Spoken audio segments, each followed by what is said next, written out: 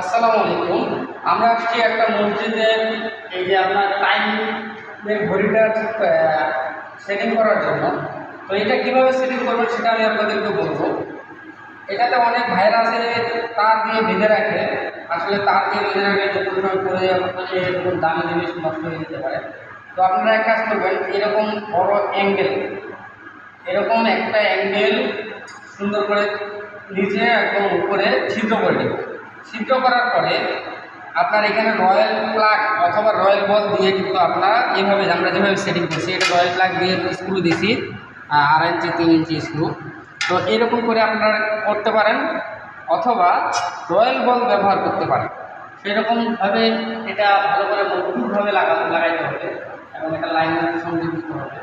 এটা মাত্র second complete হয়নি, এখনও হচ্ছে। তো আমি আপনাদের দেখাবো।